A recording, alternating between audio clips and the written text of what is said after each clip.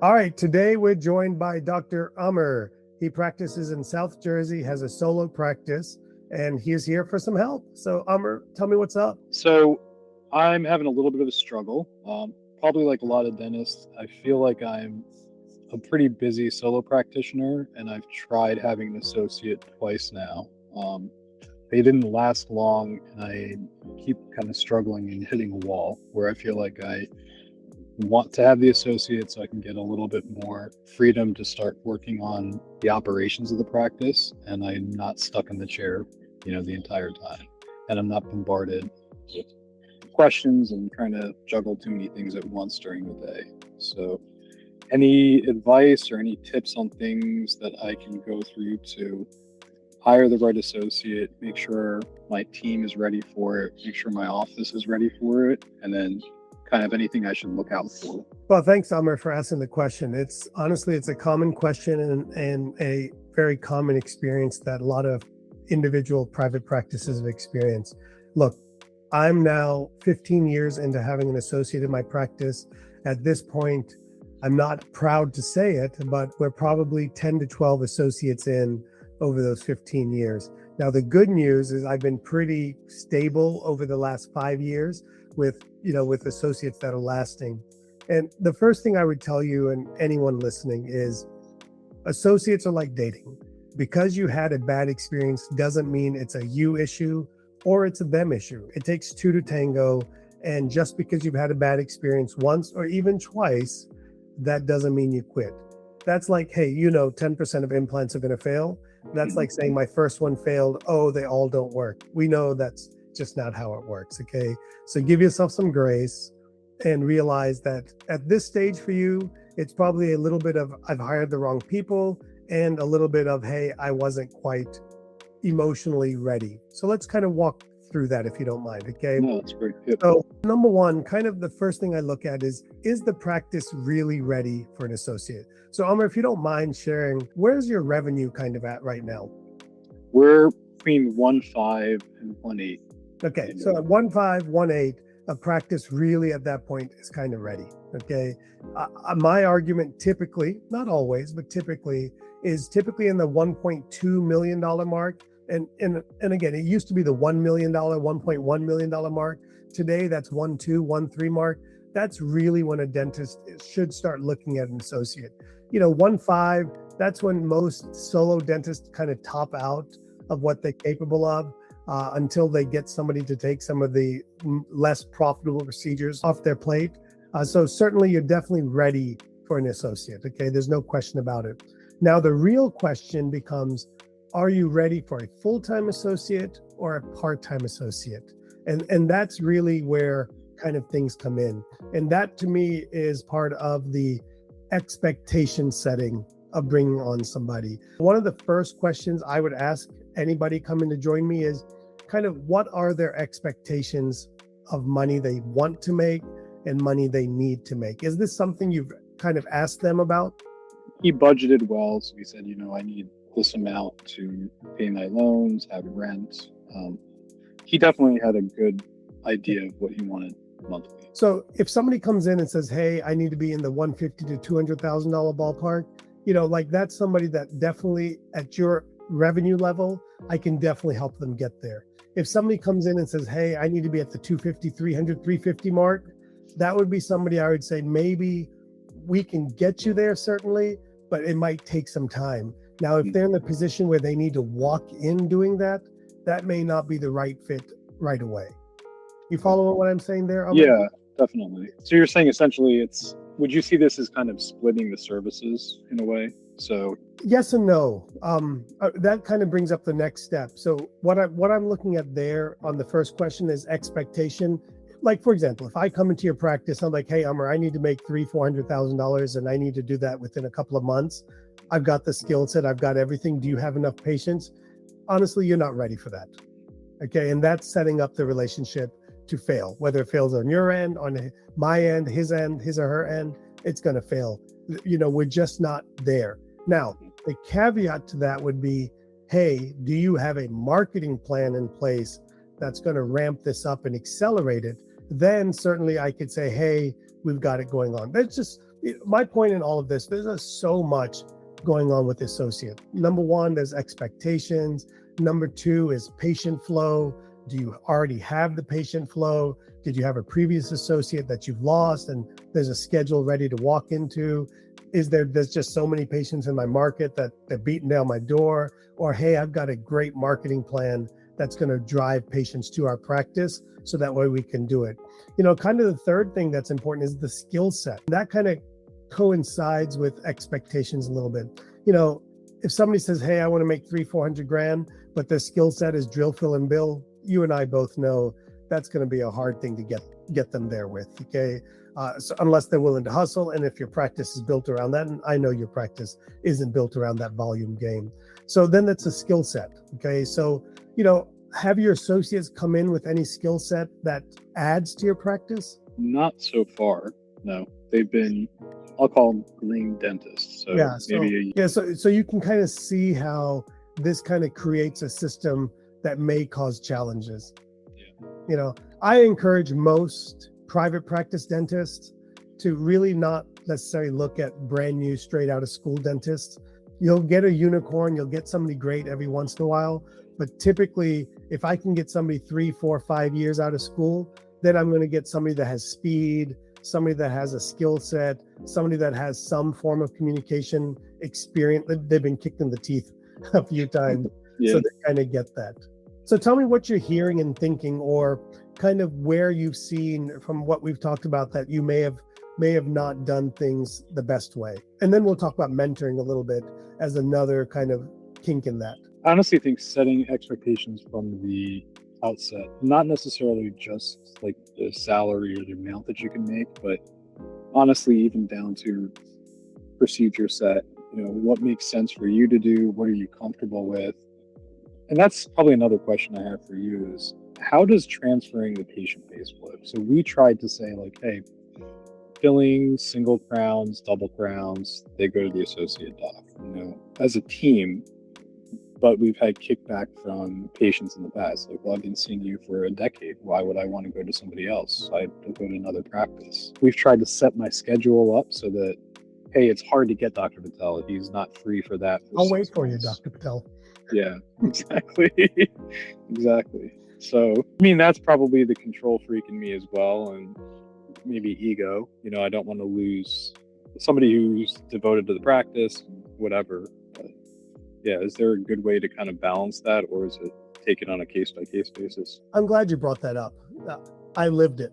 Okay, for me, I was practicing 15 years, 20 years with different associates, and it's been, hey, I've been seeing you for 20 years. What, am I not good enough for you anymore? Or hey, I only want to see you. And then I tried hey, I'm not available for 4 or 5 months, and the patient said I'll wait, which didn't solve my problem. When you first start with associates, you're going to have to be a little bit flexible, meaning you may have to do some of the things you don't want to do right away just to kind of gain that trust. But let me give you a couple of quick tips on how to kind of set your associate up for success. Number one, you and the team have got to talk great about him.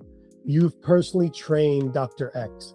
He's worked on me before. Like, in other words, maybe let him work on you. Maybe let him work on some team members so you can speak from experience. Hey, I personally trained this person. You're going to love him or her. Those are the kind of things you got to do. You and your team have both got to do to set the patient up. The patients have got to hear it from you. They trust you, Amar. They want to hear it from you. They want to hear your direct endorsement of this new dentist. The second part is they need to put a face with the name. Meaning, like when I did this very well, was, hey, let me have you meet Dr. X. So that way you know who's working on you. And then Dr. X would come into the office, say hello, put the best foot forward, and then that makes the patient more and more comfortable. At the end of the day, look, I'm at a place now where honestly, many of our patients don't even know I still practice, which is perfect for me, but that's where I'm at, okay? Yeah. But in your situation, the first time with associate, and especially in your situation where you're going to bring a third associate in, you have got to personally, it's got to be you doing that introduction, you doing the transfer, you directly endorsing the new dentist. And then again, 80% of your patients are going to be okay with it. A percentage of patients aren't going to be okay with it, and you have to take that and slowly win them over. How's that sound to you? No, that sounds good. Is that some of the things you were doing with your previous associates? I tried it, especially this last associate. I definitely tried it. I kept encouraging the team. And then finally, I just said, all right, we're having a general meeting. I sat in the chair and I said, do a couple of fillings on me, let them see. Because there was some doubt from my team members. Like, well, how good is he? How do you know? And I know if they have seeds of doubt, it's going to transfer to the patient base as well. 100%. So, one of the things, this brings up another good point, and this isn't your question necessarily, but for any associate that's listening, is I always talk about, at the end of the day, the customer isn't the patient for the associate. The customer is the team.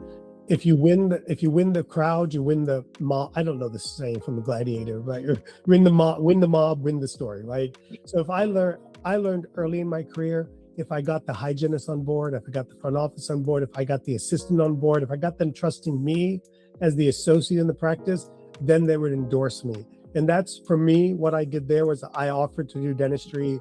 I sat with them at lunch. I made myself part of the team. I made them get to know me. I didn't make myself the doctor. I made myself just one of the team members. And the other thing I did was I took pictures of my work. I took x-rays of my work. I sent that to them. I shared that with them. So it's not just your job, Amar. It's also that expectation you set with the associate, that they need to understand that their customer is the team members, not just the patient. Would you say that's something they did well as an associate in your practice? There were some goof ups. One of them was asking my assistant, hey, what's the next step for doing a composite? And my lead assistant's like, why is the doctor asking me this in front of a patient? So I just shake my head and I'm like, yeah, there's those little things you don't think about it in the moment, but it builds on team members. So it plants those seeds of doubt. So I agree with you. I think that's a great point. Anything else I can help you with? Amar, what's been a good takeaway so far for you? What new have you learned today? Set expectations correctly from the jump for the associate, even for myself. I have to know what I'm looking for and where I can actually grow the associate, even from a revenue standpoint. So real quick, speaking of that, are there any procedures you guys aren't doing in your practice right now that would be good for a skill set for somebody to have? Yeah, molar endos. Yeah. I refer probably the majority of those out. So for example, if I came to your practice, I do molar endo. That's like I could immediately, I'm not even competing with you. No, not at all. I'm adding to the practice. The patients are going to love me because I can do something you didn't do. Yeah. The team's going to love me because I didn't do something you did. So one of the things I would coach you on is that would be on one of my non-negotiable lists.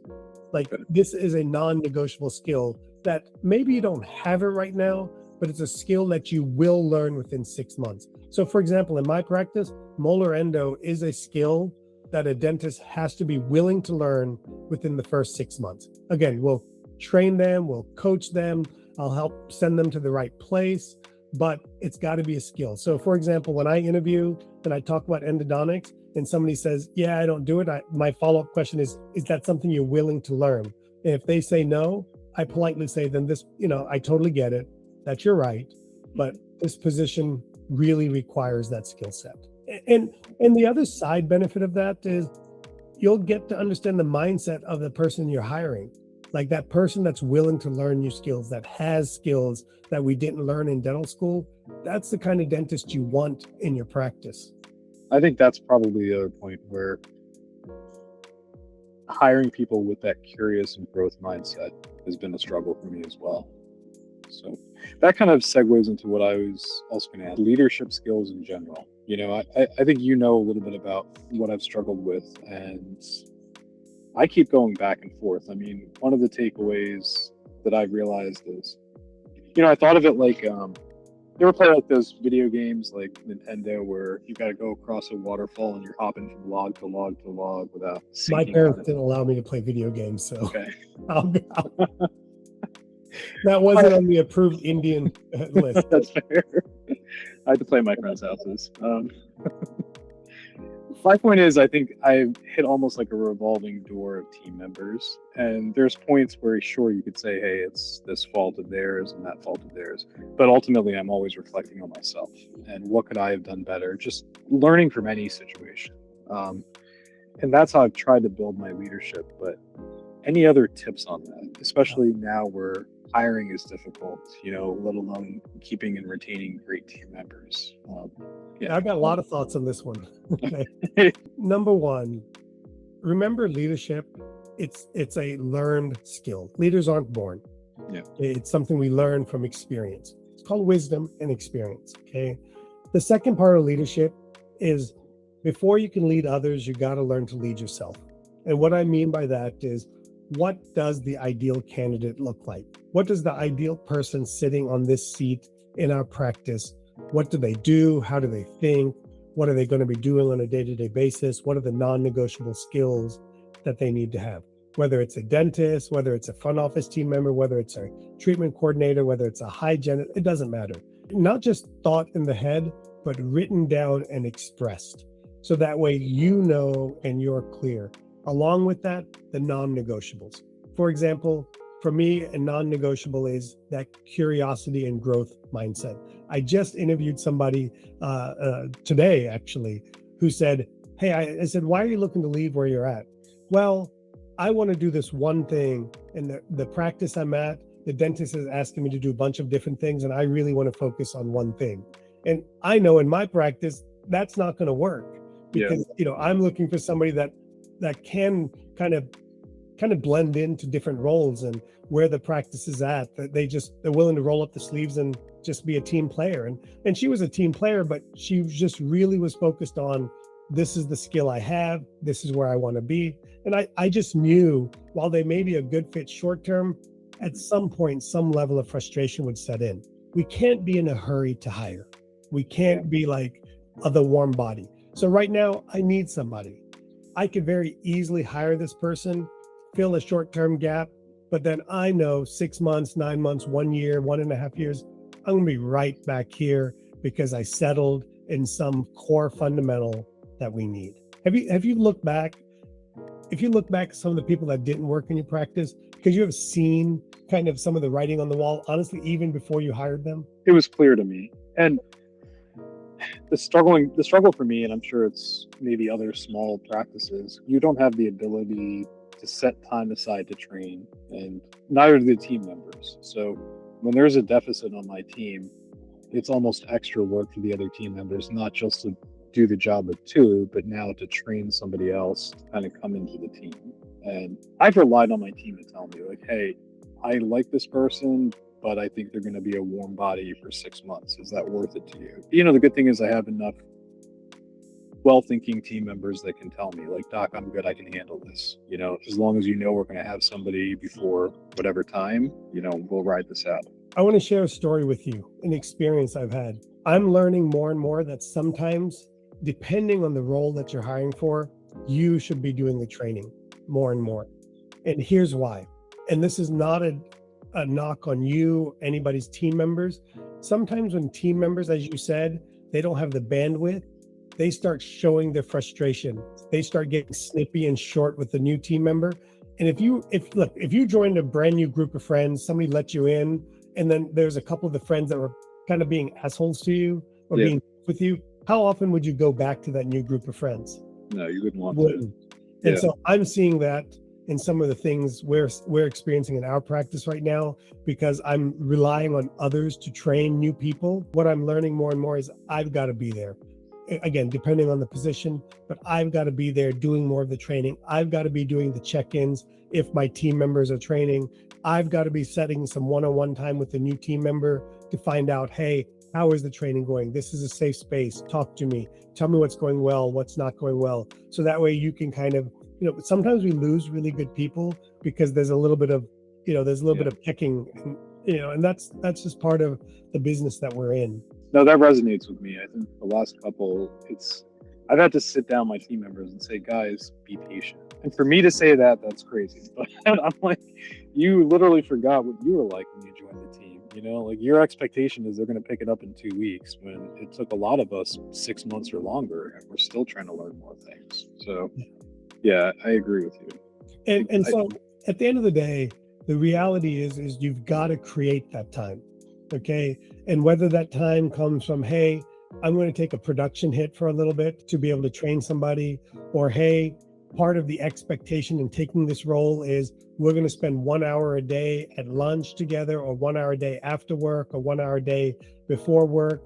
I used to tell team members that, hey, my expectation is every day at the end of the day, whether that's the last 15 minutes of the day or 15 minutes before at the end of the day, you and I have got to spend 5 to 15 minutes just sitting down and debriefing on the day. Even if we don't say any words to each other, I just want us to be side by side so we can have a conversation.